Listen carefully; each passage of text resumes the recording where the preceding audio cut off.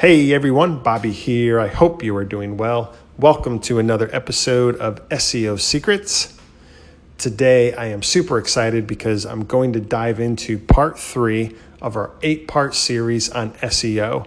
And today's topic is all about content. Okay, so if you missed part 1 and 2, you can go back on the podcast, listen to those 2 episodes. Part 1 was keyword research. Part 2 was site structure.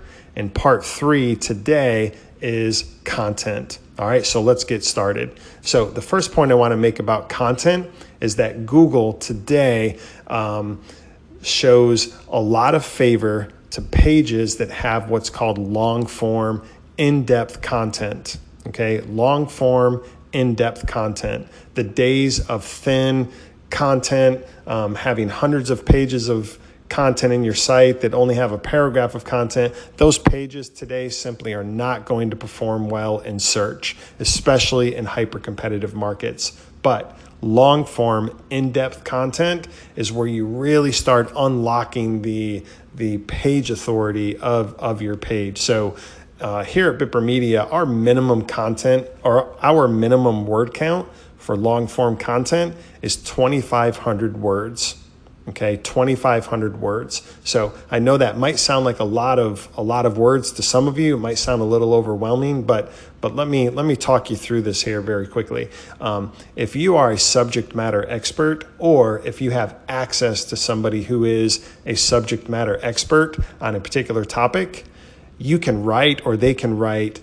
They can just start writing about a topic, and they can produce 2,500 words of content very quickly and very easily. Okay. A second thing is what we use is a tool called lsigraph.com. That's lsigraph.com. So you'll just come to this site, enter your main topic, hit enter, and you're going to get a huge long list of what's called a semantically related list of keyword phrases. Okay. Now that phrase, semantically related, means it's going to give you a whole list of topics that are semantically related or topically related to your main topic. And then what we do, we don't use the whole list, but you're able to look through there and pull out 3, 4, 5 or so of the semantically related keyword phrases, and you're able to use those as subtopics within your content. Okay, and by doing so, you pull out one of those related topics, write a paragraph or 2 about it, find another subtopic, write a paragraph or 2. When you do that, after you've done 5 or 10 of these, 2,500 words of content will happen very quickly. All right, another tool that we use is called answerthepublic.com. So again, you just go to answerthepublic.com, enter your main topic, and there you're just going to get a huge array of questions that people are asking in search related to that topic. You'll get all of the hows and the whys and the whats related questions relative to your topic. Again, go through there, find ones that are most relevant contextually to the topic that you're writing about, and grab that, use that question as a subtitle, and just write a paragraph or 2. Again, all of these strategies come together. You will find 2,500 words to not be a huge task to achieve.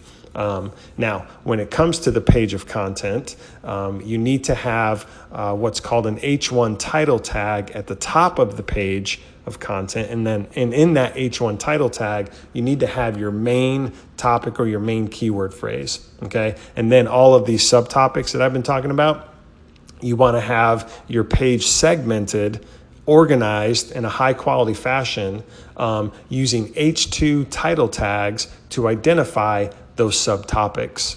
Okay, so using H1 title tag at the top, H2 title tags down throughout to segment the content of your page. Okay, and then the final point I want to make is the freshness of the content.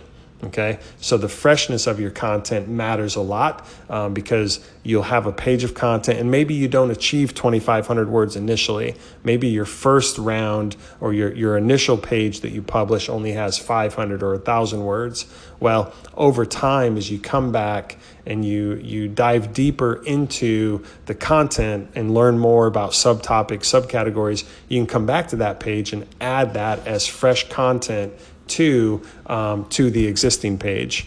And we have pages that we've been coming back to for a year or more, adding fresh content to. And some of these pages started out relatively small, maybe around 1,500 words. And some of our articles now have over 15,000 words on these pages because we just keep coming back and adding more and more and more content to it.